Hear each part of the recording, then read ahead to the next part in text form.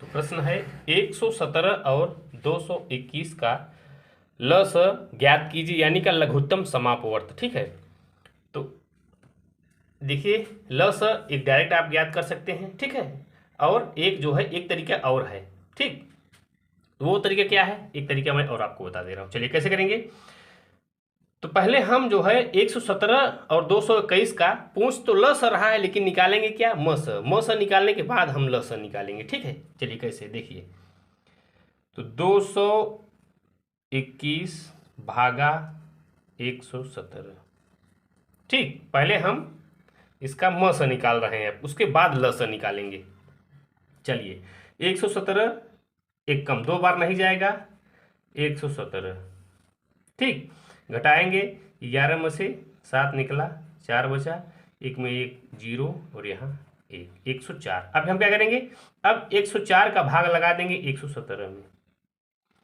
ठीक, अब देखिए कितनी बार जाएगा, एक ही बार जाएगा, और 104 यहाँ लिख देंगे। ठीक, 7 में 4 घट गया, 3 बचा, और यहाँ एक और यहाँ कुछ नहीं, 13 बचा। ठीक, अब हम क्या करेंगे, अब जो है इस 13 का भाग लगा देंगे 104 से। ठीक, 104 में भाग लगा दे रहे हैं। भाग कब तक लगाएंगे, जब तक जीरो नहीं आ जाए। ठीक है, यानी कि कुछ भी नहीं, कट्टम कुट्टम। चलिए अब देखिए 13 यहाँ क्या है, 13 का अगर भाग लगाएंगे 10 से जाएगा नहीं, पूरा ले 104, तो 13 अट्ठे 104 जीरो। ठीक, तो जिस संख्या से आपने भाग लगाया है वो हमारा क्या हुआ, मस, यानी कि महत्तम समापवर्त। मस बराबर 13।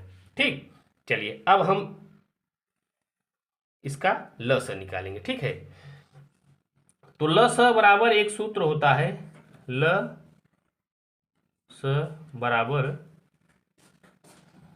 संख्याओं का गुणनफल बटा मस, उनका मस।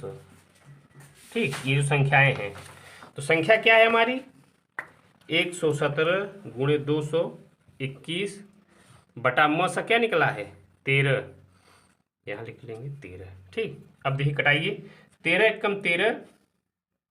ठीक, और 13 नवैया 117, तो बचा क्या, 9 गुणे 221।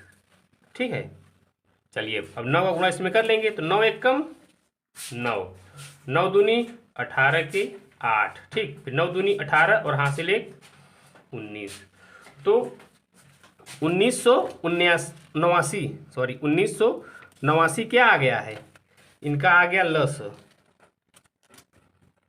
लस आ गया 1989, और मस आ गया क्या, ये 13। तो अगर वीडियो समझ में आ रहा हो, वीडियो अच्छा लगा हो, तो चैनल को सब्सक्राइब कर लीजिए, वीडियो को लाइक कर दिए। जय हिंद, जय भारत।